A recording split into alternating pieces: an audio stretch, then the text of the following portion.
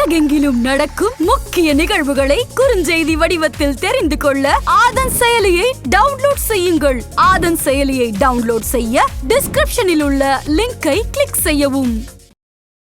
பாஜகவின் அமைப்பு செயலாளர் திரு கேசவ விநாயகம் மாற்றப்படுகிறார். அவரை மாற்றிவிட்டு வேறு ஒருவர் புதியவர் வரப்போகிறார். ஒரு 7-8 ஆண்டு காலமாக தொடர்ச்சி அவர் இருந்துட்டு இருக்காரு. அதனால மாற்றுவதற்கான வாய்ப்புகள் அதிகம் இந்த நேரத்தில் அப்படின்றாங்க. அப்படியா?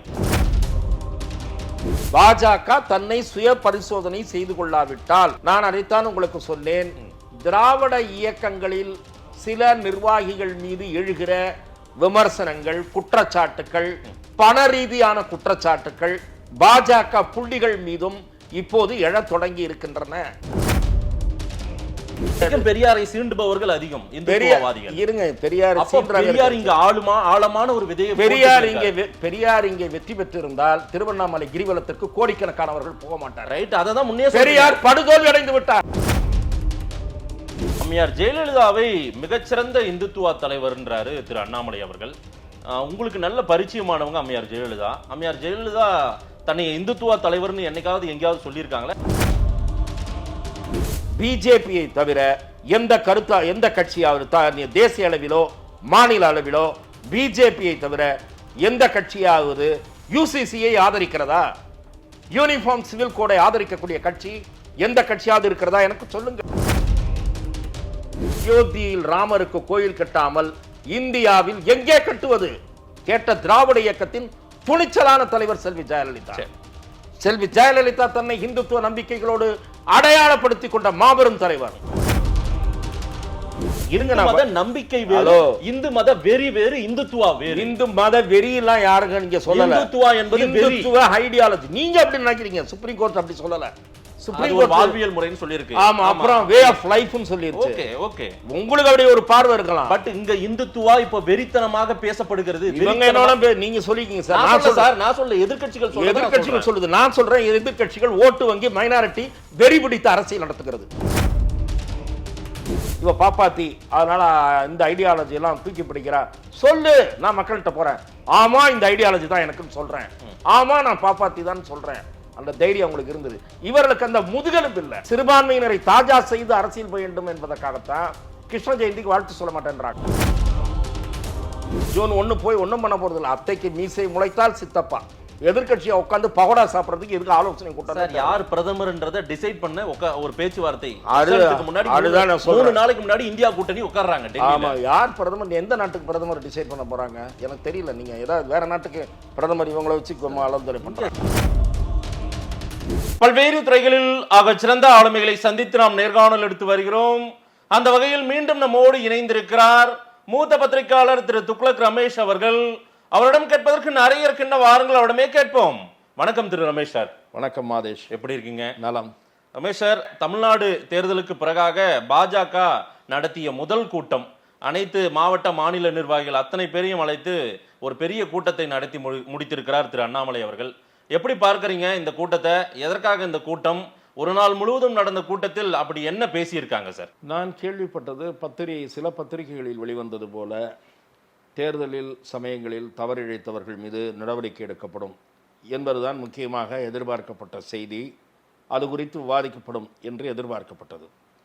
கட்சியில் பூத் செலவுக்காக அகில இந்திய தலைமையிலிருந்து கொடுக்கப்பட்ட பணத்தை சில பேர் சரியாக பயன்படுத்தாமல் தங்கள் தேவைக்கு வைத்துக் கொண்டார்கள் என்ற குற்றச்சாட்டு சில இடங்களிலிருந்து கூறப்பட்டதாக பத்திரிகைகளில் தகவல்கள் வெளிவந்தன. அது பற்றி விசாரணை நடத்துவதற்காக மேலிடம் குழு அமைத்திருக்கிறது அல்லது மேலிடம் கேட்டுக்கொண்டிருக்கிறது என்றும் ஓரிரு வாரம் இருமுறை வெளிவாகிற பத்திரிகைகளில் இந்த தகவல்கள் எல்லாம் வந்தன. இதை ஒட்டி நான் சில பாஜக நிர்வாகிகளிடம், பிரமுகர்களிடம் பேசி விசாரித்தவரை அப்படிப்பட்ட குற்றச்சாட்டுக்கள் கட்சிக்குள் இருப்பது உண்மைதான் என்று என்னிடத்திலே தெரிவித்தார்கள். இதை பற்றி நான் பதிவும் செய்திருக்கிறேன் எழுத்து ரீதியாக. இது குறித்தும் அதே மாதிரி தேர்தலில் சரிவர பணியாற்றாத பெருங்கோட்ட பொறுப்பாளர்கள் அல்லது மாவட்ட தலைவர்கள், சரியான உழைப்பை நல்காதவர்கள், இது குறித்தெல்லாம் நேற்றைய தினம் நடைபெற்ற கூட்டத்திலே விவாதிக்கப்படும், பேசப்படும் என்று பரவலாக ஒரு எதிர்பார்ப்பு இருந்தது. ஊடகவியலாளர்கள் மத்தியில் மட்டுமில்லாமல் பாரதிய ஜனதா கட்சியினர் மத்தியிலேயே இருந்தது. எதிர்பாராத அல்லது வருந்தத்தக்க நிலை என்னவென்று சொன்னால், அத்தகைய எந்த ஒரு ஆரோக்கியமான விவாதமும் அங்கே நடைபெறவில்லை. வேற என்ன ஒரு நாள் முழுவதும் பேசினாங்க? திரு அண்ணாமலை அவர்களுடைய பேச்சு பல பத்திரிகைகளில் வெளிவந்திருக்கிறது. அதில் மத்தியிலே மீண்டும் பாரதிய ஜனதா கட்சி ஆட்சிக்கு வரும், அதில் எந்த மாற்றமும் கிடையாது, திரு மு.க. ஸ்டாலின் கனவு கண்டு கொண்டிருக்கிறார் என்றெல்லாம் அவர் பேசிய பகுதிகளெல்லாம் அவர் பேசியதுதான். பாரத பிரதமர் திரு நரேந்திர மோடி அவர்களையும் உள்துறை அமைச்சர் திரு அமித்ஷா அவர்களையும் புகழ்ந்து அவர் பேசிய பகுதிகள், அவர் பேசியவை தான். கடைசியாக ஒரு வார்த்தை வந்திருக்கிறது, தேர்தலிலே சரியாக பணியாற்றாதவர்கள் மற்ற புகார்கள் பற்றியெல்லாம் நிச்சயமாக நடவடிக்கை எடுக்கப்படும், நம்பிக்கையோடு இருங்கள் என்று அவர் சொன்னதாக. அப்படி அவர் கூறவில்லை என்று எனக்கு தகவல். மாறாக இது பற்றி விவாதம் நடத்தப்படும் அல்லது புகார்களை சொல்லலாம் என்று காத்திருந்தவர்களுக்கு ஏமாற்றம் தரும் வகையில் திரு அண்ணாமலை அவர்களே துவக்கத்தில், தன்னுடைய பேச்சின் துவக்கத்தில் மாவட்ட தலைவர்களை பேசுவதற்கு அழைப்பதற்கு முன் சர்ச்சைக்குரிய வகையில் அல்லது புகாராக எதுவும் இன்றைக்கு பேச வேண்டாம், பாசிட்டிவாக மட்டும் பேசிவிட்டு, தேர்தலை பற்றி பாசிட்டிவாக உங்கள் கருத்துக்களை பேசிவிட்டு உட்காருங்கள் என்று கேட்டுக்கொண்டதாக நம்பத்தகுந்த வகையில் என்னிடத்திலே ஒரு முக்கிய பிரமுகர் தெரிவித்தார். இது அண்ணாமலை அவர்களுடைய முடிவேவா? அவரே கூட்டத்தில் நெகட்டிவாக எதுவும் யாரும் இங்கு பேச வேண்டாம் என்று கூறியதாக நான் அறிகிறேன். ஏன் இதெல்லாம் இருங்க, அப்படியானால் இந்த கூட்டம் எதற்கு என்பது என்னுடைய கேள்வி. அதான் எதற்காக இந்த கூட்டம் நடந்துச்சப்போ? ஏற்கனவே ஒரு முறை இந்த கூட்டம் நடைபெறும் என்று அறிவிக்கப்பட்டு அதன் பிறகு அது தள்ளி வைக்கப்பட்டு நேற்றைய தினம் நடத்தப்பட்டிருக்கிறது. எது குறித்தும் விவாதிக்க வேண்டாம், ஆராய வேண்டாம், எது குறித்தும் பேச வேண்டாம், தங்கள் கருத்துக்களை சுதந்திரமாக சொல்ல வேண்டாம் என்று சொன்னால் இந்த கூட்டத்தையே ஜூன் 4ஆம் தேதிக்கு பிறகு நடத்தியிருக்கலாம். சரி, தேர்தல் முடிவு வந்து அடுத்த வாரத்தில் நடத்தியிருக்கலாம். பயனற்ற ஒரு கூட்டமாக அது நடந்து முடிந்திருக்கிறது என்பது தாழ்மையான அரசியல் ரீதியான பார்வை. ஒரு கட்சி என்றால் ஆக்கபூர்வமான சில கருத்துக்களை விவாதிக்க வேண்டும், அல்லது தனிப்பட்ட முறையில் அவர் கேட்டு தெரிந்து கொண்டிருந்தால் இந்த கூட்டமே தேவையில்லை. இல்ல சார், திரு அண்ணாமலை அவர்களுக்கு தெரியாது என்று நான் சொல்ல வரவில்லை. என்னுடைய பாயிண்ட் அதுதான். அண்ணாமலை அவர்களுக்கு எங்கெங்கே தவறு நடந்தது என்று தகவல் போயிருக்கும். அந்தந்த மாவட்ட தலைவரோ பெருங்கோட்ட பொறுப்பாளரோ சொல்லியிருப்பார். பெருங்கோட்ட பொறுப்பாளர் மீதே புகார் என்றால் வேறு யாராவது சொல்லியிருப்பார்கள். ஆனால் அது பற்றி ஆலோசிக்க ஒரு இண்டோர் மீட்டிங்காக, இல்லை என்றால் இவ்வளவு பேர் இல்லாமல் மீட்டிங்கை பகுதி பகுதியாகவாவது பிரித்து நடத்தியிருக்கலாம். இல்லை, இப்போது இந்த சிந்தனையே இந்த ஆராய்ச்சியே நடத்தப் போவதில்லை என்றால் 5ஆம் தேதிக்கு பிறகு கூட்டத்தை வைத்திருக்க வேண்டியதுதான். முடிவுக்கு பிறகு என்ன காரணத்தினால நேற்று கூட்டம் வச்சு உருப்படியா எதுவும் பேசாமல் இருக்கிறதுக்கு எதுக்கு ஒரு கூட்டம் என்பது எனக்கு புரியாத புதிராக இருக்கு. அதான் சார், இதை பெரிதுபடுத்த விரும்பவில்லை, இதை விவாதிக்க விரும்பவில்லைன்னு அண்ணாமலை நினைக்கிறாரா, கடந்துட்டு போறாரா, அல்லது அந்த இடத்துக்கு அந்த பொசிஷனுக்கு நம்ம அதை பண்ண முடியாது அப்படின்னு அவரு அந்த வலிமை அவர்கிட்ட இல்லையா? அவரிடம் வலிமை உண்டு. சில பேர் மீது அவராலேயே நடவடிக்கை எடுக்க முடியும், சில பேர் மீது மேலிடத்தில் சொல்லிதான் நடவடிக்கை எடுக்க முடியும். அது எப்படிப்பட்ட பொறுப்பில் இருப்பவர்கள் என்பதை பொறுத்து இருக்கிறது அது. ஆனால் இங்கே புகார் என்பது யார் யார் மீது இருக்கிறது, என்ன மாதிரியான விசாரணை நடைபெற்றிருக்கிறது, இல்லை யார் மீது புகார் கூற வேண்டும் என்ற கருத்தோடு சிலர் இருந்தார்களோ அதற்கான வாய்ப்பு நேற்று மறுக்கப்பட்ட நிலையில் எதற்காக அந்த கூட்டம்? இதுதான் என்னுடைய கேள்வி. அது ஒரு பயனற்ற கூட்டம் என்று அந்த வார்த்தையை பயன்படுத்துவதற்கு நான் உண்மையிலே வருத்தப்படுகிறேன் என்றால் இது ஒரு தேவையில்லாமல் ஒரு கூட்டம், எதிர்பார்ப்பு, ஊடகவியலாளர்கள் எதிர்பார்ப்பு, அதற்கு பிறகு ஒரு பிரஸ் மீட்டு. ஆனால் அந்த பிரஸ் மீட் வேறு காரணத்துக்காக போயிருக்கிறது. ஆகவே ஆனால் அந்த கூட்டத்தில் எதுவும் விவாதிக்கப்படவில்லை என்றாலும் பாஜக தன்னை இங்கே மாநில அமைப்புக்குள் இருக்கக்கூடிய நிர்வாகிகள், அவர்களுடைய சில செயல்பாடுகள், அந்த நிர்வாகிகளுக்கு பொறுப்பு வகிக்கிற சில பேர், அவர்களை பற்றியெல்லாம் ஆத்ம பரிசோதனை செய்ய வேண்டிய high time is after the election. அதை செய்ய தவறுமானால் பாஜகவும் திராவிட இயக்கங்கள் போல சில குற்றச்சாட்டுக்களை சந்திக்க துவங்கி இருக்கிறது. அந்த குற்றச்சாட்டுக்கள் அந்த பாஜகவுக்கு, அந்த அமைப்புக்கு இருக்கக்கூடிய பிடிமானத்திற்கு பெருமை சேர்ப்பவை அல்ல, கரை சேர்ப்பவை. அப்படிப்பட்ட சில குற்றச்சாட்டுக்கள் சிலர் மீது எழுந்திருக்கிறது. திரு அண்ணாமலை அவர்களுக்கு அது தெரியாமல் அல்ல, பாஜக மேலிடத்தின் கவனத்திற்கும் அது போயிருக்கும் என்று நான் திடமாக நம்புகிறேன். இந்த பின்னணியில் பாஜக தன்னை சுய பரிசோதனை செய்து கொள்வது அவசியம். மிக விரைவாக அதை செய்ய வேண்டும். தவறான புள்ளிகள் முக்கியமான இடங்களில் இருந்து அகற்றப்பட வேண்டும் என்று நான் கேட்கிறேன். பாஜகவின் அமைப்பு செயலாளர் திரு கேசவ விநாயகம் மாற்றப்படுகிறார். அவரை மாற்றிவிட்டு வேறு ஒருவர் புதியவர் வரப்போகிறார். ஒரு 7-8 ஆண்டு காலமாக தொடர்ச்சி அவர் இருந்துட்டு இருக்காரு. அதனால மாற்றுவதற்கான வாய்ப்புகள் அதிகம் இந்த நேரத்தில் அப்படின்றாங்க. அப்படியா? நான் சில தகவல்களை உங்களுக்கு சூசகமாக சொல்லி இருக்கிறேன். அதிலே உங்கள் கேள்விக்கான ஒரு பகுதியும் அடக்கம்தான். பாஜக அமைப்பு செயலாளர் குறித்து எந்த ஆதாரமும் இல்லாமல் நான் எதுவும் பேச தயாராக இல்லை. ஆனால் அவரை பற்றியும் புகார்கள் மீடியாவில் வந்திருக்கிறது. ஆகவேதான் நான் சொன்னேன், ஒரு introspection within the party is high time. It is high time to introspect. பாஜக தன்னை சுய பரிசோதனை செய்து கொள்ளாவிட்டால், நான் அதைத்தான் உங்களுக்கு சொன்னேன், திராவிட இயக்கங்களில் சில நிர்வாகிகள் மீது எழுகிற விமர்சனங்கள், குற்றச்சாட்டுக்கள், பண ரீதியான குற்றச்சாட்டுக்கள் பாஜக புள்ளிகள் மீதும் இப்போது எழத் தொடங்கி இருக்கின்றன. இவை குறித்தெல்லாம் பாஜக மேலிடமும் விசாரிக்க வேண்டும். பாஜக மேலிடத்தின் கவனத்திற்கு கொண்டு செல்ல வேண்டிய பொறுப்பும் கடமையும் திரு அண்ணாமலை அவர்களுக்கு இருக்கிறது. அதை அவர் நிறைவேற்றுவார் என்று நான் நம்புகிறேன். நான் அரசியல் கேள்விக்கு வந்துடுறேன் சார். அம்மையார் ஜெயலலிதாவை மிகச்சிறந்த இந்துத்துவ தலைவர்ன்றாரு திரு அண்ணாமலை அவர்கள். உங்களுக்கு நல்ல பரிச்சயமானவங்க அம்மையார் ஜெயலலிதா. அம்மையார் ஜெயலலிதா தன்னை இந்துத்துவ தலைவர்னு என்னைக்காவது எங்கேயாவது சொல்லியிருக்காங்களா? நீங்க பலமுறை அவங்க கிட்ட பேட்டி எடுத்திருக்கீங்களா? என்னைக்காவது அப்படி சொல்லியிருக்காங்களா? நான் அவரிடம் பேட்டி எடுத்ததில்லை. பல சமயங்களில் அவரோடு உரையாடுகிற வாய்ப்பை நான் பெற்றிருக்கிறேன். சொல்லப்போனால் அவரை நான் ஒரு 25 ஆண்டு காலமாக அறிவேன். அவர் என்னை அறிவார் என்றாலும் கூட ஒரு 25-30 ஆண்டுகளாக என்னை அவர் அறிவார்.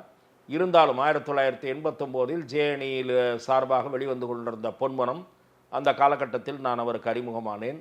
ஆனால் கடைசி ஒரு 15-18 ஆண்டுகள் மிக நெருக்கமாக பழகுகிற வாய்ப்பு, அடிக்கடி உரையாடுகிற வாய்ப்பு எனக்கு அவரோடு இருந்தது. இந்த கேள்விக்கு நான் கொஞ்சம் விரிவாக பதிலளிக்க வேண்டும். செல்வி ஜெயலலிதா சர்வ சமய நம்பிக்கைகளுக்கும் மதிப்பளிக்கக்கூடிய ஒரு தலைவர், அதில் எந்த மாறுபாடும் இல்லை. அஇஅதிமுகவினுடைய பொதுச் செயலாளராக அவர் ஆட்சியில் இருந்தாலும் இல்லாவிட்டாலும் ரம்ஜான் பண்டிகையை ஒட்டி இஃப்தார் விருந்து அளித்திருக்கிறார். அதே போல கிறிஸ்மஸை ஒட்டி கிறிஸ்மஸ் நிகழ்ச்சி சில ஆண்டுகள் நடத்தியிருக்கிறார். ஒரு முறை கன்னியாகுமரி மாவட்டத்திலே அந்த பிரபலமான அந்த பகுதியிலேயே போய், அருமனை என்று நினைக்கிறேன், அந்த இடத்திலேயே போய் கலந்து கொண்டார். அங்கேயும் நான் அந்த நிகழ்ச்சிக்கு சென்று இருந்தேன். என்னோடு அவர் பல நேரங்களில் உரையாடியது போல அந்த நிகழ்ச்சியின் முடிவிலும் என்னை அவர் பார்த்து ஒரு நிமிடம் பேசிவிட்டுத்தான் போனார். பல சமயங்களில் அவரோடு உரையாடியவன் என்ற முறையிலே சொல்லுகிறேன். அவர் ஒரு இந்துத்துவ தலைவர் என்று அடையாளப்படுத்துவதற்கான நியாயமான காரணிகள் உண்டு. ஆனால் எந்த கான்டெக்ஸ்டில் இப்போது இந்த சர்ச்சை வந்திருக்கிறதோ அந்த பின்னணியில் நான் இந்த வார்த்தையை சொல்லுகிறேன். எந்த கான்டெக்ஸ்டில் என்று சொன்னால், திரு அண்ணாமலை அவர்கள் என்ன சொல்லுகிறார் என்றால், நான் பல நேர்காணல்களில் தெரிவித்த கருத்து தான், அதனால் அது எனக்கு புதிய கருத்து அல்ல. ஆதன் தமிழ் தொலைக்காட்சி உட்பட வெவ்வேறு தொலைக்காட்சிகளில் நான் தெரிவித்து வந்துள்ள ஒரு கருத்து. இந்த நாடாளுமன்ற தேர்தல் ஒட்டி நான் தெரிவித்து வந்த கருத்து என்னவென்றால், இந்த முறை பாஜகவின் வாக்கு சதவீதம் மிக கணிசமாக அதிகரிக்கும். எங்கிருந்து அது அதிகரிக்கும் என்று சொன்னால், புதிய வாக்காளர்களை தவிர அதிமுக வாக்குகளிலிருந்து ஒரு பகுதி சேதாரம் ஏற்பட்டு, அந்த சேதாரம் அதிமுகவிலிருந்து விலகி பாஜகவை நோக்கி நகரும். எந்த பகுதி சேதாரம் ஏற்பட போகிற பகுதி என்று சொன்னால், செல்வி ஜெயலலிதா இருந்தபோது அவரையே ஒரு இந்துத்துவ போர்ஸாக கருதி பாஜக ஆதரவு மனநிலை கொண்ட வாக்காளர்கள் செல்வி ஜெயலலிதாவுக்கு வாக்களித்து வந்தார்கள். இப்போது அந்த வாக்காளர்கள் செல்வி ஜெயலலிதாவின் சிந்தனைக்கு நேர் எதிர் திசையில் திரு எடப்பாடி பழனிசாமி பயணிக்க துவங்கி இருப்பதாலும், பாஜக தமிழகத்தில் வலிமை பெற்று வருவதாலும் அதிமுக வாக்களிப்பது வீண், அதற்கு பாஜகவுக்கே வாக்களிப்போம், மோடிக்கே வாக்களிப்போம், அண்ணாமலை என்கிற வலிமையான தலைவர் வந்திருப்பதால் அந்த கட்சிக்கே வாக்களிப்போம் என்று அதிமுகவின் வாக்கு வங்கியில் சரிவு ஏற்படும் என்று நான் கூறியிருந்தேன். இல்ல, அந்த வித்தியாசத்தை சொல்லுங்க. Jayalalithaa ஃபோர்ஸா, Jayalalithaa Hindutva ஃபோர்ஸா? Jayalalithaa as a person was identified her beliefs with Hindutva ideology. இல்ல, அவங்க அப்படி ஐடென்டிஃபை எந்த இடத்துலயுமே பண்ணிக்கல நீங்களே சொல்றீங்க. இல்ல, எந்த மத சார்பும் அவங்க வச்சுக்கல. நீங்கள் என்னுடைய கருத்தை தவறாக உள்வாங்கிக் கொண்டு இல்ல நான் சொல்லாததை சொல்லாதீங்க. இல்ல சார், நான் மிக தெளிவாக மறுபடியும் ரிப்பீட் செய்கிறேன். எந்த மத சார்பு அடையாளம் அல்லாத ஒரு தலைவர் நீங்க சொல்லிருக்கீங்க. இல்லை, நான் சொல்றேன், சொல்லிருக்கீங்க ஆரம்பத்திலே ஸ்டார்டிங். இல்ல, நான் சொல்றேன் சார். ரம்ஜான், கிறிஸ்துமஸ் எல்லா பண்டிகையும் அவர் நடத்துவார்.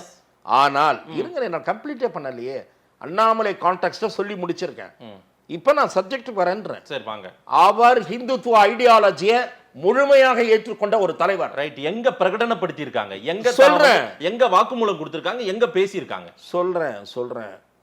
பிஜேபியை தவிர எந்த கட்சியாவது தேசிய அளவிலோ மாநில அளவிலோ பிஜேபியை தவிர எந்த கட்சியாவது யூசிசியை ஆதரிக்கிறதா? யூனிஃபார்ம் சிவில் கோடை ஆதரிக்கக்கூடிய கட்சி எந்த கட்சியாவது இருக்கிறதா? எனக்கு சொல்லுங்கள். செல்வி ஜெயலலிதா தான் பொது சிவில் சட்டத்தை ஆதரித்த முதல் பிராந்திய கட்சியினுடைய தலைவர். இந்த நாட்டிற்கு ஒரு பொது சிவில் சட்டம் தேவை. சிறுபான்மையினருக்கு என்று விசேஷ அந்தஸ்து கொடுக்கிற சட்டம் நீக்கப்பட வேண்டும் என்று வலியுறுத்தியவர் ஜெயலலிதா. இல்ல, நீங்க அந்த கான்டெக்ஸ்ட்ல அவங்க அப்படி சொல்லல. பொது சிவில் சட்டம் வேண்டும்னு வேணா கேட்டிருப்பாங்க. பொது சிவில் சட்டம்னா என்ன அர்த்தம்? Right sir. சிறுபான்மையினருக்கு தனி உரிமைகள் இருக்க கூடாதுன்னு அர்த்தம். அதுல அந்த பிஜேபியின் அந்த ஊடால சொல்ற வார்த்தையெல்லாம் இங்க சொல்லக்கூடாது. இல்ல, முன்னூத்தி பொது சிவில் சட்டம் வேணும்னா என்ன அர்த்தம் சார்? அந்த சட்டத்துக்குள்ள இதெல்லாம் இருக்கும் சார். 370வது ஷரத்து நீக்கப்படுவதை ஆதரித்தவர் ஜெயலலிதா. அனெக்ஸரை பத்தி வரிசையா நான் பேசிட்டு இருக்கேன் சார். அனெக்ஸரை பத்தி ஹைலைட் பண்ணல சார். நான் வரிசையா பொது சிவில் சட்டம் வேணும்னாங்க. ஆமா, அதற்காகவே நீங்க டீகோட் பண்ணி எல்லாம் சொல்லாதீங்க. நான் டீகோட் பண்றேன் சார். அது என்னுடைய இன்டர்ஃபரன்ஸ், என்னுடைய இன்ஃபரன்ஸ். ஆச்சா, 370 நீக்கப்பட்டதை வரவேற்றவர் ஜெயலலிதா. இதை விட இன்னும் சொல்றேன். அயோத்தியில் ராமருக்கு கோயில் கட்டாமல் இந்தியாவில் எங்கே கட்டுவது கேட்ட திராவிட இயக்கத்தின் துணிச்சலான தலைவர் செல்வி ஜெயலலிதா. செல்வி ஜெயலலிதா தன்னை இந்துத்துவ நம்பிக்கைகளோடு அடையாளப்படுத்திக் கொண்ட மாபெரும் தலைவர். அயோத்தியில் ராமர் கோயில் கட்டுவதை மட்டுமல்ல, கரசேவகர்கள் இங்கிருந்து அனுப்பப்படுவதை ஆதரித்த தலைவர் செல்வி ஜெயலலிதா. கரசேவர்களை அனுப்புவதை ஆதரித்தது. அன்றைக்கு திராவிட முன்னேற்ற கழகம் மிக கடுமையாக விமர்சித்ததெல்லாம் உங்களை போன்றவர்களுக்கு மறந்து விட்டது. பாபர் மஸ்ஜித் இடிக்கும் போது முதல் கண்டனம் தெரிவித்தது யார் சார்? அம்மையார் ஜெயலலிதா சார். அதையும் பதிவு பண்ணுங்க சார். பாபர் மசூதி இடிக்கப்படணும் ஒரு ஹிந்து எல்லாம் எல்லா இந்துவும் ஏற்கிறாங்களா? அதை நாங்களே துக்குளக்கிலே அதை கண்டித்து இருக்கிறோம். சரி. ஆனால் ராமர் கோயில் கட்டுவதை நாங்கள் ஏற்று இருக்கிறோம். சேது பாலத்துல நம்பிக்கை இல்ல திமுகவுக்கு, ஜெயலலிதாவுக்கு நம்பிக்கை இருந்தது. அது என்ன சொல்றீங்க நீங்க? ஆகவே தன்னுடைய பிலீவ்ஸ ஒரு திராவிட இயக்க தலைவர்ன்றதுனால மறைத்துக் கொள்ள வேண்டிய அவசியம், ஓட்டு வங்கி அரசியலுக்காக மறைத்துக் கொள்ள வேண்டிய அவசியம் கிடையாது என்று கருதியவர் செல்வி ஜெயலலிதா. அது மட்டுமல்ல, ஆங்கில ஊடகத்திற்கு அளித்த பேட்டியில் நான் ஹனுமன் சாலிசாவை தினந்தோறும் படிப்பவள் என்று சொல்லி இருக்கிறார். அவரிடம் மட்டுமல்ல, என்னிடம் சொல்லி இருக்கிறார். ஆழ்ந்த பக்தி தனக்கு இருப்பதை பிரகடனப்படுத்தி 1 மணி நேரம் நான் அது என்ன அது இந்து மத நம்பிக்கை. இந்து மத நம்பிக்கைனா இவங்க போலி ஹிந்துல இருக்காங்க திமுக. தீபாவளி இந்து மத நம்பிக்கை வேறு, இந்து மத வெறி வேறு, இந்துத்துவா வேறு. இந்து மத வெறி எல்லாம் யாருங்க நீங்க சொல்லல. இந்துத்துவா என்பது இந்துத்துவ ஐடியாலஜி. நீங்க அப்படி நினைக்கிறீங்க. சுப்ரீம் கோர்ட் அப்படி சொல்லல. சுப்ரீம் கோர்ட் வாழ்வியல் முறைன்னு சொல்லிருக்கு. ஆமா, அப்புறம் வே ஆஃப் லைஃப்னு சொல்லிருச்சு. ஓகே ஓகே, உங்களுக்கு அப்படி ஒரு பார்வை இருக்கலாம். பட் இங்க இந்துத்துவா இப்ப வெறித்தனமாக பேசப்படுகிறது. இவங்க என்னோட நீங்க சொல்லிருக்கீங்க சார். நான் சொல்ல எதிர்க்கட்சிகள் சொல்லுது. நான் சொல்றேன் எதிர்க்கட்சிகள் ஓட்டு வங்கி மைனாரிட்டி வெறி பிடித்த அரசியல் நடத்துகிறது. நான் சொல்றேன் மைனாரிட்டி ஓட்டு வெறி, சிறுபான்மையினரை தாஜா செய்து அவர்கள் ஓட்டை எப்படியாவது பல்கா வாங்கிடணும். ஏன்னா ஹிந்துஸ் பல்கா போட மாட்டாங்க. உங்களுக்கு தெரியும், என்னை விட நீங்க களத்துக்கு நிறைய போறவங்க. அத்திவரதரை போய் 1.5 கோடி பேர் போய் பார்த்துட்டு வந்துட்டு யாருக்கு ஓட்டு போடணுமோ, யாரை 2021 ஆட்சியில் உட்கார வைக்கணுமோ கரெக்டா பண்றாங்க. அந்த அத்திவரதரை தரிசிக்கிற அந்த 1.5 கோடி பக்தர்கள் இருக்காங்கல்ல, அவர்கள் இந்த போலி மத சார்பு அரசியல்வாதிகளை அடையாளம் கண்டுகொள்ள வேண்டும் என்று தொடர்ந்து நான் குரல் கொடுத்து வருகிறேன். இந்து கடவுள்களை இழிவுபடுத்துகிற, நிந்தனை செய்கிற, இந்து மத பண்டிகைகளுக்கு வாழ்த்து சொல்லாத இந்த கூட்டத்தை புறக்கணியுங்கள் என்று நான் கேட்கிறேன், சொல்லிக் கொண்டிருக்கிறேன். அப்படி புறக்கணிக்கிற காலம் வருமானால் இங்கேயும் எழுச்சி வரும். சரி. ஆகவே செல்வி ஜெயலலிதா அவர்களோடு தனிப்பட்ட முறையில் உரையாடியவன் என்கிற முறையில் நான் சொல்லுகிறேன், அவர் ஆழ்ந்த இந்து மத பற்றாளர், ஐடியாலஜியோடு ஒட்டியவர், அந்த சிந்தனை போக்கு உடையவர். நீங்க அதுல அண்ணாமலை கூறியதில் எந்த மாற்றமும் இல்லை என்று நான். மாற்றம் இருக்கு. நீங்க அவங்களோடு பழகி பேசியவர்கள், அவங்களோடு நெருங்கிய உயிர் தோழி சசிகலா அவர்கள் இதை புரியாமல் பேசுறாரு, அறியாமல பேசுறாரு அண்ணாமலைன்றாங்க. திருமதி சசிகலா அவர்கள் அரசியலுக்காக அப்படி பேசுகிறார் என்று நான் சொல்லுகிறேன். திருமதி சசிகலா அவர்கள் அதிமுகவில் தனக்கு ஒரு நிலை கிடைக்கும் என்ற முயற்சியில் ஈடுபட்டிருக்கிற காரணத்தால் இப்போது அதிமுக கையில் எடுத்துக் கொண்டிருக்கிற அரசியல் போக்கோடு இசைந்து செல்ல வேண்டிய நிர்பந்தத்தின் காரணமாக அப்படி பேசுகிறார், அல்லது விவரம் சரியாக புரிந்து கொள்ளாமல் பேசுகிறார் என்றுதான் நான் சொல்லுவேன். ஏன் அம்மையார் ஜெயலலிதாவே சொல்லியிருக்காங்களே சட்டமன்றத்துல, நான் ஒரு பிரபால் ஒரு பிராமணர், ஆனால் காப்பாத்தி என்று பிரகடனப்படுத்தினாங்க, ஆனால் நான் திராவிட இயக்க தலைவின்னு சொல்லியிருக்காங்க. திராவிட இயக்க தலைவி என்று சொன்னாலும் தன்னுடைய நம்பிக்கைகளை மறைக்காதவர், திரும்ப திரும்ப சொல்லி இந்து வேற இந்துத்துவா வேற. எம்ஜிஆர் வந்து சரஸ்வதி பூஜைக்கும் கிருஷ்ண ஜெயந்திக்கு வாழ்த்து சொல்லிட்டு இருந்தாரா? எம்ஜிஆர் சொன்னார், உங்களுக்கு தெரியுமா? செல்வி ஜெயலலிதா சொன்னாரு. அப்ப என்ன அர்த்தம்? தன்னை அடையாளப்படுத்திக் கொள்கிறார். அந்த சித்தாந்தம், அந்த மதம், அந்த மதத்தோடு தன்னை அடையாளப்படுத்திக் கொள்கிறார். இவர்களைப் போல ஓட்டுக்காக அலைகிற அரசியலை செல்வி ஜெயலலிதா மேற்கொள்ளவில்லை. சிறுபான்மையினரை தாஜா செய்து அப்படியாவது ஓட்டு வாங்கி இருக்கையில் இருக்க வேண்டும் என்று விரும்பவில்லை. தன் செல்வாக்கின் மீது நம்பிக்கை வைத்த தலைவர், தன் மீது நம்பிக்கை வைத்த தலைவர். இவர்கள் அப்படி அல்ல. அடுத்தவன் தோளில் ஏறி அடுத்தவன் கையை பிடித்து கூட்டணியை இழுத்து கொண்டு போய் சிறுபான்மை தாஜா அரசியல் செய்து ஓட்டு வாங்கி ஆட்சியை பிடிக்க வேண்டிய அவல நிலையில் இருக்கக்கூடிய கட்சிகள். நான் ஒரு சாதாரண பார்வையாளனா பாக்குறேன் சார். ஒருவேளை திமுக அன்றைக்கு அந்த கருத்துக்கள் நீங்க வைக்கிறீங்களா அவங்களுக்கு எதிரா, அவங்க எல்லாம் இந்துத்துவாக்கு, அவங்க இந்துக்களுக்கு எதிரானவங்க, அவங்க என்ன தீபாவளிக்கு வாழ்த்து சொல்ல மாட்டாங்க, நீங்க வந்து தினந்தோறும் திட்டிட்டு இருக்கீங்களா, அதற்கு எதிர் அரசியல் திமுக எது பண்ணுதோ அதுக்கு எதிரான அரசியல் பண்ணணும் நம்ம ஜெயலலிதா இதெல்லாம் அடையாளப்படுத்தி காட்டினாரோ? நீங்கள் சொல்வது அவர் ஆதாயத்துக்காக செய்தார். ஆதாயம் நான் சொல்லல சார், அவங்க அதை அடையாளப்படுத்த வேண்டிய தேவை இருந்ததுனால செஞ்சு. அடையாளப்படுத்த வேண்டிய தேவை இல்லை என்பதற்காகத்தான் நான் சொல்லுகிறேன். தன்னுடைய சொந்த முயற்சியின் மீது நம்பிக்கை வைத்ததால் தான் இவர்கள் எதெல்லாம் செய்யவில்லைன்றதுக்காக இல்ல. இந்த நம்பிக்கைலாம் எனக்கு உண்டு. இந்த நம்பிக்கையெல்லாம் உள்ளவோ எடுத்து பிரச்சாரம் பண்ணி பார்க்கலாம். இவ பாப்பாத்தி, அதனால இந்த ஐடியாலஜி எல்லாம் தூக்கி பிடிக்கிறா, சொல்லு, நான் மக்கள்கிட்ட போறேன், ஆமா இந்த ஐடியாலஜி தான் எனக்குன்னு சொல்றேன், ஆமா நான் பாப்பாத்தி தான் சொல்றேன். அந்த தைரியம் அவங்களுக்கு இருந்தது. இவர்களுக்கு அந்த முதுகெலும்பு இல்லை. சிறுபான்மையினரை தாஜா செய்து அரசியல் வேண்டும் என்பதற்காகத்தான் கிருஷ்ண ஜெயந்திக்கு வாழ்த்து சொல்ல மாட்டேன்றாங்க. சரி, லட்சக்கணக்கான யாதவர்கள் கொண்டாடுகிற பண்டிகை பிராமணர்கள் பண்டிகை இல்ல. இவர்கள் அரசியல் அறிவில்லாமல் யாதவர்கள் கொண்டாடுகிற பண்டிகை பிராமணர்கள் பண்டிகை என்று நினைக்கிறார்கள் ஸ்ரீ ஜெயந்தியை. அதனாலதான் ராமநவமிக்கு வாழ்த்து சொல்ல மாட்டேன்றார்கள். ராமர் சத்திரியர் என்பதை இவர்களுக்கு தெரியாது, புராணமும் தெரியாது, ஒரு மண்ணாங்கட்டியும் தெரியாது. அதெல்லாம் புனையப்பட்ட கதைன்னு தான் அவங்க சொல்றாங்க. புனையப்பட்ட கதைன்னு சொல்லிட்டு ஓட்டு வாங்குங்களேன். மற்ற நேரத்தில் வீரமணி கூட்டத்தில் போய் புனையப்பட்ட கதைன்னு பேசக்கூடாது. வீரமணி ஒரு 100 பேரை வச்சுட்டு இருக்காரு. அது தோல்வி அடைஞ்ச தத்துவம். இது நாத்திகவாதம். நாத்திகவாதம் படுதோல்வி அடைந்த ஒரு தத்துவம். இன்னைக்கும் பெரியார் பேசு பொருள் சார். பெரியார் பேசு பொருளும் ஒண்ணும் கிடையாது. இன்னைக்கு பெரியார் பேசு பொருள் கிடையாது. பெரியாரை சீண்டுபவர்கள் அதிகம் இந்துத்துவவாதிகள். இருங்க, பெரியார் இங்க ஆழமான ஒரு விதையை பெரியார் இங்கே வெற்றி பெற்றிருந்தால் திருவண்ணாமலை கிரிவலத்திற்கு கோடிக்கணக்கானவர்கள் போக மாட்டார். ரைட், அததான் முன்னே பெரியார் படுதோல்வி அடைந்து விட்டார். திருவண்ணாமலையில யார் ஜெயிக்கிறார்? ஏவாவேலு தான் ஜெயிக்கிறார். கடைசியா ஏவாவேலு ஜெயிக்கிட்டங்க. நான் அதுதான் ஒரு சவால் விட்டு கேட்டேன் திமுகவுக்கு. தேர்தல் நேரத்தில் போய் திருவண்ணாமலையில ஏவாவேலுக்கோ திமுகவுக்கோ தைரியம் இருந்தால் கிரிவலம் போவது முட்டாள்தனம். சொல்லுங்க பார்க்கலாம். நீங்க ஜெயிச்சிட்டீங்களா, அதுக்கு பிறகு ஜெயிக்கிறீங்களான்னு பார்க்கலாம். சார் அவங்க தான் ஒன்றே குலம் ஒருவனே தேவன் வந்துட்டாங்களே சார். அதுதான் நான் சொல்றேன். அதுதான் இந்த பித்தலாட்ட அரசியல். எப்படி தெரியுமா? நாங்க வந்து சாமியெல்லாம் திட்டுறதில்ல. நாங்களும் சத்திரு சம்ஹார யோகம் குடும்பத்தில் போய் பண்ணிட்டு தான் இருக்காங்க. சத்திரு சம்ஹார யாகம் பண்ணிட்டு தான் இருக்காங்க. அவங்க ஒருத்தருடைய நம்பிக்கையை சீர்குலைக்க விரும்பாதவங்க. அவங்க உங்களுடைய மத நம்பிக்கையை நீங்க வழிபட்டுக்கோங்கன்றாங்க. மதத்தை திணிக்கிறீங்க. பிஜேபி மதத்தை திணிக்கிறது, மதவெறியை தூண்டுகிறது, இந்துத்துவாவை திணிக்கிறது. இந்துத்துவாவை திணிக்கல, இந்து வெறியும் தூண்டல, ஒண்ணும் பண்ணல. அவங்க நீங்க வழிபடுறியா வழிபடு இருங்க, வழிபடுன்னு அப்படி உங்க மாதிரி எல்லாம் பேசல சார். எங்க அண்ணன் வீரமணி சேகர் பாபு என்ன பண்றாரு? வீரமணி நடத்துற கூட்டத்துல போய் நீங்க திட்டிட்டு தான் இருக்கீங்க. சனாதன தர்மத்தை திட்டிங்க. வடக்க வந்து உங்களெல்லாம் என்ன சொல்லிட்டான், உள்ளே வராதன்ட்டான். நீ வந்தா 100 ஓட்டு குறைஞ்சிடும், 1000 ஓட்டு குறைஞ்சிடும். வடக்க பிரச்சாரம் பண்ண போறாருன்னாங்களே, ஏன் போகல? உதயநிதி கருத்துக்கு ஏன் கண்டனம் தெரிவிச்சாரு ஜெயராம் ரமேஷ்? ஏன் மம்தா பானர்ஜி சிறுபிள்ளைத்தனமானதுன்னு சொன்னாங்க? It is a childish comment சொன்னாரா? ஜூன் 1க்கு போறாங்க சார், எல்லாம் அணி திரள்றாங்க. ஜூன் 1 போய் ஒண்ணும் பண்ண போறது இல்லை. அத்தைக்கு மீசை முளைத்தால் சித்தப்பா. எதிர்கட்சியா உட்காந்து பகோடா சாப்பிடறதுக்கு இதுக்கு ஆலோசனை கூட்டம். யார் பிரதமர்ன்றதை டிசைட் பண்ண ஒரு பேச்சுவார்த்தை. முன்னாடி 3 நாளைக்கு முன்னாடி இந்தியா கூட்டணி உட்கார்றாங்க. ஆமா, யார் பிரதமர், எந்த நாட்டுக்கு பிரதமர் டிசைட் பண்ண போறாங்க எனக்கு தெரியல. நீங்க ஏதாவது வேற நாட்டுக்கு பிரதமர் இவங்களை வச்சு ஆலோசனை பண்றாங்க சார். இந்திய தேர்தல் தான் இப்ப முடிய போகுது. இல்ல, நல்ல ஸ்நாக்ஸ் சாப்பிட்டு அமைதியா கலைஞ்சிருவாங்க, அவ்வளவுதான். நல்லா எங்க கூட்டம் நடக்க போகுதுன்னு தெரியல. பாம்பேவா டெல்லியா என்னன்னு, அந்த ஊர்ல என்ன ஃபேமஸ் ஸ்வீட்டோ அது, முந்திரி பகோடா, இதெல்லாம் வச்சு சாப்பிட்டு கலைஞ்சிடலாம். பார்லிமெண்ட்டில் ஒரு ஆலோசனை கூட்டத்தில் இன்னொன்று முடிவு பண்ணலாம்.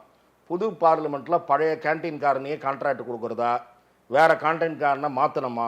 அதெல்லாம் அப்போ ஆட்சிக்கு வர்றவங்க டிசைட் இல்ல இருங்க நான் அப்படிதான் பண்ண சொல்றேன். முடியும். இல்ல நான் சொல்றேன், அதுதான் சொல்லி உங்க ஆசைக்கே சொல்றேன் சார். இல்ல நான் என் ஆசை தான் சொல்லி முடிக்கலையே. சரி சொல்லுங்க. அதனால அந்த கோரிக்கை முதல்ல வைக்கலாமா ஆட்சியாளர்கள்ட்ட? ஓ கோரிக்கையா? ஆமா. என்ன பார்லிமெண்ட் கேண்டீன் பழைய கேண்டீன்ல ரேட்டு ஜாஸ்தியா இருந்தது, குறைக்க சொல்லணுமா?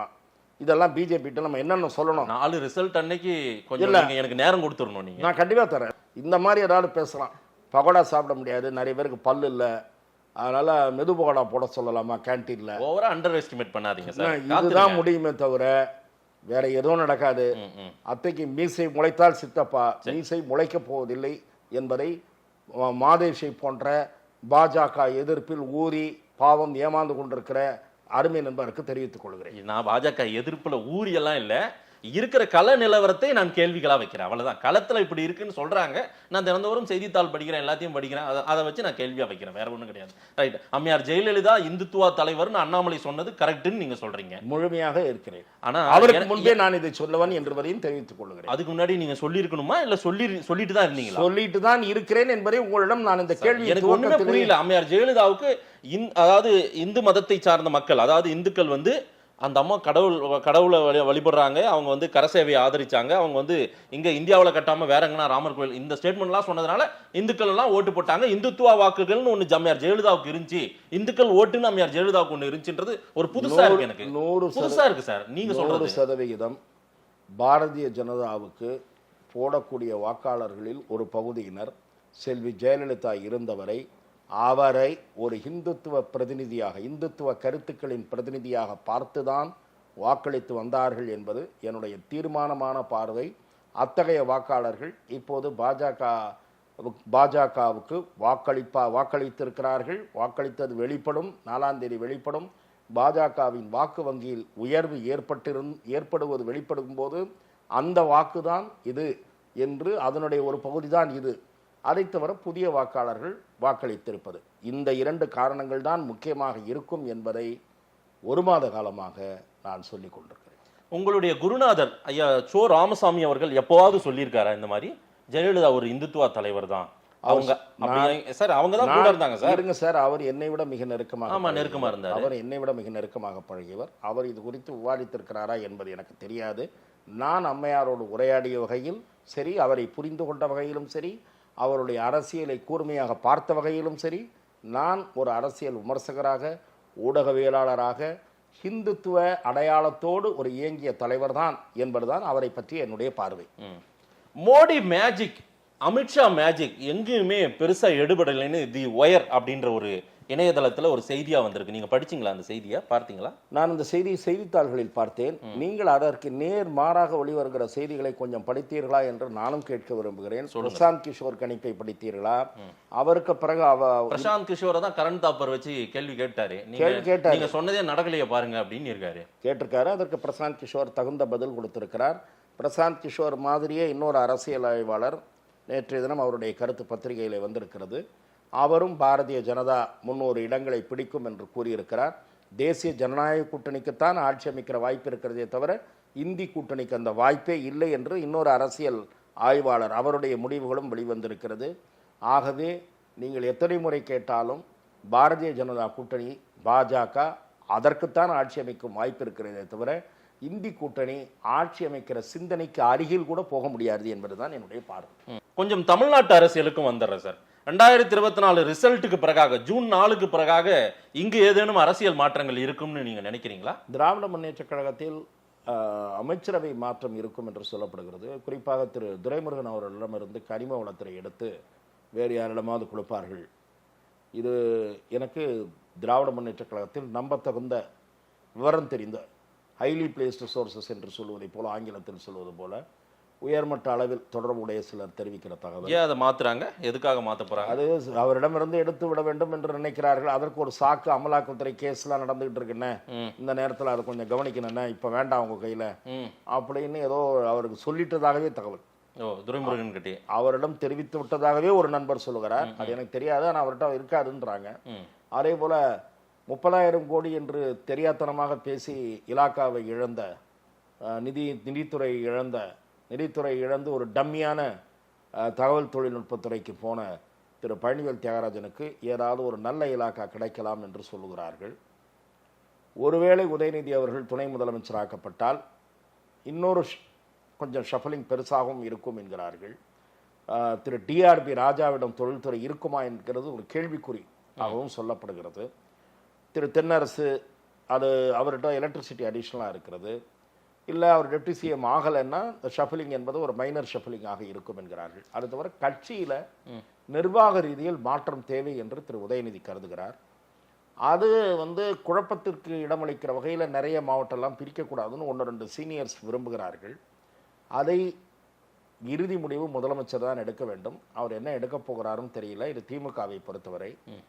அதிமுகவை பொறுத்தவரை மிக நிச்சயமாக 25% என்கிற அளவுக்குத்தான் ஓட்டு. 10 தொகுதிகள் கிட்டத்தட்ட நான் 8 தொகுதி எதிர்பார்க்கிறேன். அதிமுக 3வது இடம் போகும் என்று. சில பேர் 10-12 தொகுதிகள் கூட போகலாம் என்கிறார்கள். அப்படியெல்லாம் போனால் கலகம் பிறக்கும்.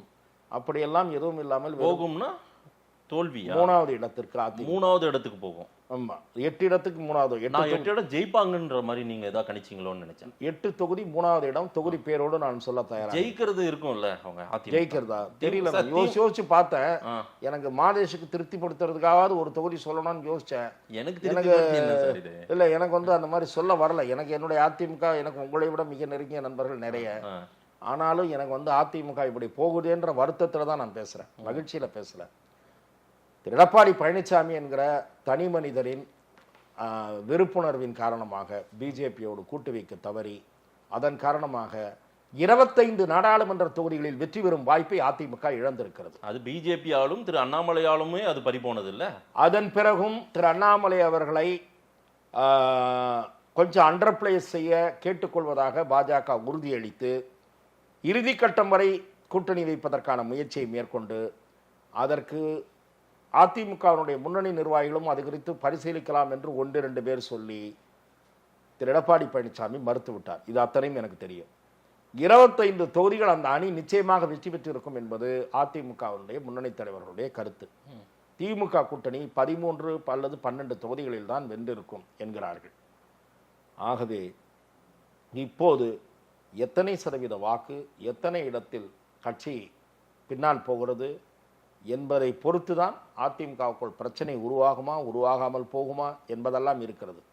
ஆனால் அதிமுக கூட்டு தலைமையுடன் இயங்காமல் ஒரு தனி நபரின் அபிலாஷையின்படி தொடர்ந்து இயங்க தொடங்கி அத பாதையிலேயே போகுமானால் வீழ்ச்சியைத்தான் சந்திக்கும். தனிநபர் அதிகாரத்தோடு தான் அந்த கட்சி பல காலமா பயணித்தது. தனிநபர் அவர்களோடு இவர் ஒப்பிடுவதற்கு எந்த வகையிலும் தகுதியற்றவர். அந்த இடத்துக்கு வந்துட்டார், அந்த பொசிஷனுக்கு வந்து எப்படி வந்தார் என்பது அங்கே இருக்கிற அத்தனை பேருக்கும் தெரியும். Right sir. என்ன வழிமுறைகளை கடைபிடித்தாங்க சார்? எல்லாரும் ஏத்துக்கிட்டாங்க. என்ன வழிமுறைகளை கடைபிடித்து வந்தார் என்பது வழிமுறைகளை விடுங்க, கட்சியினுடைய அந்த பொறுப்புக்கு வர அவருமே கீழ்நிலையிலிருந்து தான் பாடுபட்டு தான் வந்திருக்காரு. ஒவ்வொரு உயரத்தை பாடுபட்டு தான் வந்திருக்காரு. சட்டமன்ற உறுப்பினர்கள் எல்லாம் விரும்பி தேர்ந்தெடுத்து அவர் முதலமைச்சர் ஆனாரா?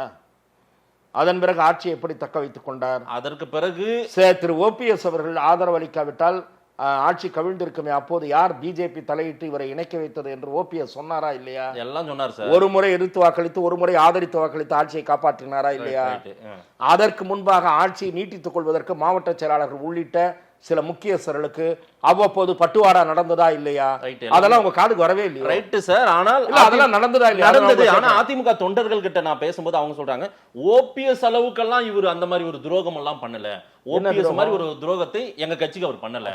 கட்சிக்கு பண்ணல, தனிநபர்களுக்கு பண்ணாரு. ஓபிஎஸ்க்கு பண்ணாரு, திருமதி சசிகலா. ஓபிஎஸ் துரோகமே பண்ணிட்டாருன்றாங்க. என்ன பண்ணாரு? ஓபிஎஸ்க்கு இவர் துரோகம் பண்ணிட்டாரா என்ன? ஆமா, ஓபிஎஸ்ஸே துரோகம் பண்ணிட்டாருன்றாங்க. ஆமா, இவரு சார் இதெல்லாம் இவர்களுக்குள்ள நான் துரோகம். அதிமுக தொண்டர்கள் சொல்றாங்க சார். உங்ககிட்ட தொண்டர்கள் எத்தனை பேர் பேசுறாங்கன்னு தெரியல, என்கிட்ட நிறைய பேர் பேசுறாங்க. என்கிட்ட பொறுப்புல இருக்கவங்க பேசுறாங்க. துரோகன்ற வார்த்தையெல்லாம் பெரிய வார்த்தை. அதிமுகவில் சந்தர்ப்பவாதிகள் நிறைய சங்கமித்திருக்கிறார்கள். அவர்கள் பேச்செல்லாம் எடுக்காதீங்க. சந்தர்ப்பவாதிகளின் சங்கமம் ஒரு சிலரை தவிர, விரல் விட்டு எண்ணக்கூடிய சிலரை தவிர பலர் சந்தர்ப்பவாதிகள். உங்களுக்கு அது நல்லா தெரிஞ்சுங்க. ஆகவே அந்த கட்சி என்ன பாதையை தேர்ந்தெடுக்கின்றது அவங்க உரிமை என்ன வேணா பண்ணிட்டு போறாங்க. ஆனால் பார்ட்டி உள்ளே நினைக்கிறாங்க ரீயூனியன் இல்ல ஒரு மறுசிந்தனை, ஒரு கூட்டு தலைமை, இதெல்லாம் இல்லைன்னா அந்த கட்சி வழங்காது அப்படின்னு பார்ட்டி உள்ளே. அதான் பார்ட்டிக்குள்ள யார் நினைக்கிறாங்க? ஒருத்தர் நினைக்க சார் யாரோ என்னென்னமோ கட்டவிழ்த்து விடுறாங்கன்னு மறுப்பு தெரிவிச்சு திரு செங்கோட்டையன் பேசுறாரு, எஸ்பி வேலுமணி பேசுறாரு, சிவி சண்முகம் பேசுறாரு, தங்கமணி பேசுறாரு, வீரம் எல்லாரும் பேசுறாங்களே சார். அப்படியெல்லாம் பத்திரிகையில வந்த செய்தியெல்லாம் ஆமாங்க கரெக்டுன்னு எல்லாருமே எல்லா தலைவருமே ஒத்துக்கிறாங்களா? ஜூனியர் உடன்லையோ ரிப்போர்ட்டர்லையோ திமுக பற்றி வருது, அதிமுக பற்றி வருது, கரெக்டாக எழுதுறாங்க சார். நான் சொல்கிறாங்க பாதி செய்தி உள்ளே இருக்கிறவங்க கொடுக்கறது தானே, மீதி செய்தி வேணால் செய்தியாளர்கள் கொஞ்சம் சேர்த்து எழுதலாம். பாதி செய்தி உள்ளே இருக்கிறவங்க கொடுக்கறது தானே சார். சரி, ஆனால் இவர்கள் ரிபலாக மாறுவார்களா என்பதில் எனக்கே சந்தேகம் இருக்கு. அந்த அளவுக்கு சொல்ற அளவுக்கான பிரச்சனை இருக்கான்னு இல்ல, நான் தான் சொல்றேன் சார், மாறுவார்களான்றதுல எனக்கே சந்தேகம். ஏன்னா இவர்கள்லாம் யார் கை ஓங்குதோ அந்த பக்கம் சாஞ்சிருவாங்க. இன்னைக்கு எடப்பாடி கை ஓங்கி இருக்கு. எடப்பாடி பக்கத்துல அண்ணன் எடப்பாடி வாழ்கன்றது மட்டும் இல்ல, அண்ணன் எடப்பாடி உருவத்தில் அண்ணா அம்மாவை பார்க்கிறேன், எம்ஜிஆரை பார்க்கிறேன், என்ன வேணா காது குத்தலாம். அவர் அதை நம்பிட்டு உட்காந்துருக்கலாம். ஆனா அடுத்தடுத்து தோல்வி கட்சி, அதை பத்தி இவங்க சிந்திக்க மாட்டாங்க. அவர் யாரோ வேடிக்கை காட்டமா சொல்லியிருக்காங்க, கேசி பழனிசாமி தானே 8 தோல்வி எடப்பாடி பழனிசாமி, அவர் தானே சொல்லியிருக்காருன்னு நினைக்கிறேன். 8 தோல்வி அண்ணாமலையும் கண்டிச்சிருக்காரு. அதை கண்டிக்கிட்டோம். நான் சொல்றது இந்த 8 தோல்வியான்றது எனக்கு தெரியாது, வரிசையா 8 தோல்வின்றார் அவர். சரி, அந்த மாதிரி எதற்காக சொல்லுகிறேன் என்றால், ஒரு கட்சி என்பது தொடர்ந்து தோல்வியை தழுவுகிறது என்றால் அது தன்னை சுய பரிசோதனை செய்து கொள்ள வேண்டும். நாம் எங்கே தவறு அழித்திருக்கிறோம்னு செய்யணும். ஆனால் அப்படி செய்ய இவங்க ரெடியா இல்லை. இப்போ என்ன நினைக்கிறாங்க சில பேர், தேர்தல் தோல்விக்கு பிறகு கூட பார்ப்போம், ஏதாவது பிரச்சனை வந்தால் பேசுவோம், இல்லைன்னா நம்ம பாட்டு நம்ம வேலையை பார்ப்போம், நம்ம ஒரு 6-7 எம்எல்ஏ சீட்டு வாங்குவோம். இப்போ அப்படி தான் ஆகிப்போச்சு. எடப்பாடி ஒற்றை தலைமை கிடையாது, அது முதல்ல புரிஞ்சுங்க. பேருக்கு தான் ஒற்றை தலைமை. சிவி சண்முகம் அவர்களை மீறி தென்னார்காடுல ஒரு சீட்டு போட முடியாது. நான் சேலஞ்சு பண்ணுறேன். வேலுமணியை மீறி கோவை திருப்பூர்ல இவர் சீட்டு போட முடியாது அப்படின்ற ஸ்டேட்மெண்ட்டை எங்கேயாவது பேசியிருக்காங்களா? பேச மாட்டாங்க சார். இவர் போட முடியுமா? ஒற்றை தலைமைன்னா போடணும். சரி, அம்மா என்ன பண்ணுவாங்க தெரியுமா உங்களுக்கு? நான் திமுகவிற்குள்ளேயே திரு கே நேருவை தாண்டி திருச்சிக்குள்ளார ஒண்ணுமே பண்ணிட முடியாது. எம்ஆர்கே பன்னீர்செல்வத்தை தாண்டி கடலூர் அந்த பக்கம் இல்ல, அதெல்லாம் வந்து இருங்க வர. ஆமா, அவங்க மனசு வச்சாதான் சில விஷயங்கள் மாறும். இல்ல நான் ஒண்ணு அப்படிதான் இருக்கு, இன்னமும் இருக்கு சார். கலைஞரை மீறி இவர்கள் எல்லாம் பெரிய ஆள் நீங்க சொல்லுவீங்களா? ஸ்டாலின் அவர்களை மீறி பெரிய ஆளுன்னு சொல்ல முடியும்? வீரபாண்டி ஆறுமுகம் இருக்கும்போது சேலத்து முதல்வரே வருக வருகன்னு பேனர் வச்சாங்கல்ல, என்னையா கலைஞர் அந்த மாதிரி 1-2 பேர் கலைஞர்கிட்ட நேரடியாக பேசக்கூடியவர்கள் அப்படி இருந்தாங்க. அப்படி இருந்தாங்க. ஸ்டாலினிடம் உரிமையாக பேசக்கூடிய அளவில் இருக்காங்க. இங்க நிலைமை அப்படி இல்லை சார். நான் என்ன சொல்றேன், அம்மா காலம் மாதிரி ஒரு சீட்டு போட முடியுமா சார்? திரு சிவி சண்முகம், வேலுமணி, தங்கமணி இவங்களெல்லாம் கூப்பிட்டு உங்க மாவட்டத்தில் அம்மா காலத்தில் இப்படி தான் சீட்டு போடுவாங்க. குமாரபாளையத்தில் யாரை நிறுத்துறது 3 பேர் எழுதி கொடுங்க, திருச்செங்கோட்டில் யாரை நிறுத்துறது 3 பேர் எழுதி கொடுங்க, நாமக்கல்ல யாரை நிறுத்துறதுன்னு 3 பேர் எழுதி கொடுங்க, கண்டமங்கலத்தில் யாரை நிற்கிறதுன்னு 3 பேர் எழுதி கொடுங்கன்னு கேட்பாங்க. இவர் அப்படி கேட்டு போட்டால் அவங்க ஒத்துக்கிட்டு அண்ணே கரெக்டுன்னா 3 பேர் எழுதி கொடுத்துறேன்னு வாங்களே, இவங்களை போடணும்னு வாங்க. அந்த நிலையை தக்க வைத்துக் கொள்வதற்காக இவர்கள் யாரும் அவரை இது பண்ண மாட்டாங்க சார். திமுகவை எதிர்க்கும் வல்லமையோடு அதிமுக இருப்பதாக இன்னைக்கு சொல்றாங்க சார். திமுகவை எதிர்க்கக்கூடிய ஒரே திராணி அதிமுகவுக்கு தான் இன்னைக்கு தமிழ்நாட்டில் இருக்கு. அப்படி திரு மாதேஷ் நம்பினால், மாதேஷ் ஒரு அரசியல் விவரம் தெரிந்த பத்திரிகையாளர் என்ற என் நினைப்பிலிருந்து நான் பின்வாங்க நேரிடும். அதிமுக திமுகவை எதிர்க்கிற நிலையில் இருக்கிறதா? வலிமையாக எதிர்த்து வந்திருக்கிறதா? ஒரு ஊழலை அம்பலப்படுத்தி இருக்கிறதா? யாரு? சில ஊழல் குற்றச்சாட்டுக்களை பொதுவெளியில் அம்பலப்படுத்தி அரசின் முடிவை வாபஸ் வாங்க வைத்தவர் அண்ணாமலையை தவிர எடப்பாடி பழனிசாமி அல்ல. சில ஊழல்களை அம்பலப்படுத்தியவர் நீங்கள் பெயர் போட மாட்டீர்கள், ஒரு ஊடகவியலாளர் தவிர எடப்பாடி பழனிசாமி அல்ல. ஆகவே நான் சொல்லுகிறேன், அதிமுக அஞ்சி நடுங்குகிறது, குறிப்பாக திரு எடப்பாடி பழனிசாமி. யாரை பார்த்து? ஆளுங்கட்சியை கண்டு. அப்படியெல்லாம் ஒண்ணு இல்லையா? ஆளுநர் கிட்ட போயிட்டு அவர் தானே கம்ப்ளைண்ட் கொடுத்தாரு. அவ்வளவுதான். சட்டசபையில வெளியில பப்ளிக் மீட்டிங்ல பேசுறீங்களே, ஏன் சட்டசபையில பேசல? திமுக எவ்வளவு ஆக்ரோஷமா பேசிச்சு உங்க முன்ன, நான் பழைய காலத்துல இருந்தும் சரி அதுக்கு பிறகும் சரி. இப்ப 2 பேரும் கூட்டணி. ஒரு கூட்டணி இல்லையா? நல்ல கூட்டணி. அவங்க எதிரியா இருந்தா தான் ஜெயிக்க முடியும் சார். 2 பேருமே. ஏன் சார்? மாதேஷ் விவரம் தெரியாதவர் அல்ல. என்னிடமிருந்து நீங்கள் சொல்ல விரும்புவதை நான் சொல்ல வேண்டும் என்று கேளுங்கள். அதாவது ஒரு பாட்டு வரும் ஜெமினி கணேசன் படத்துல, நான் பேச நினைப்பதெல்லாம் நீ பேச வேண்டும்ன்ற மாதிரி நீங்க உட்கார்ந்துருக்கீங்க இங்க. திரு மு.க. ஸ்டாலின் தேர்தல் சமயத்தில் சொல்றது என்ன? ஆட்சிக்கு வந்து அடுத்த வாரம் இவர் சிறைக்கு போவார், அவர் சிறைக்கு போவார். கோர்ட்ல வழக்கு கேஸ் எல்லாம் தேவையில்லை போல இருக்கு சார். அதெல்லாம் டிவிஎஸ்சி எல்லாமே முடிச்சிட்டாங்க. எங்க முடிச்சாங்க? தாக்கலாயி எங்க முடிச்சாங்க? யார் மேல முடிச்சாங்க? process இத்தனை நாள்ல முடிக்கணும்னு ஒண்ணு அவசியம் கிடையாது இல்ல டிவிஎஸ்சி. சார், ஸ்டாலின் எவ்வளவு விரைவாக கைது செய்யப்பட்டார், கலைஞர் எவ்வளவு விரைவாக கைது செய்யப்பட்டார், செல்வி ஜெயலலிதா எவ்வளவு விரைவாக கைது சார் வேற என்ன நடந்துருச்சுங்க? இருங்க, டிஎம்எஸ் எவ்வளவு விரைவாக கைது செய்யப்பட்டார். சரி சார், வேற என்ன நடந்து? சிறையில் இருக்கும் போதே அடுத்த வழக்கு செல்வ கணபதி மீது பாய்ந்தது, திமுக ஆட்சி போட்டது. அதே திமுக தான் நீங்க உட்காந்துருக்காரு, அது வேற விஷயம். எம்பி ஆயிடுவாரு, ஜெயிச்சிருவாரு, அது வேற விஷயம். ஆனா ஏன் பம்மறீங்க? 3 வருஷம் ஓடி போச்சு. ஏன் பம்மறாங்க? என்ன? அதுதான் ரகசிய ஒப்பந்தம்ன்றாங்க. தவறான அல்லது ஊர்ஜிதமாகாத வதந்திகளுக்கு முதலமைச்சர் இடமளித்துக் கொண்டிருக்கிறார். பத்திரிகைகளில் இது பற்றி அரசல் புரசலாக வந்து விட்டது.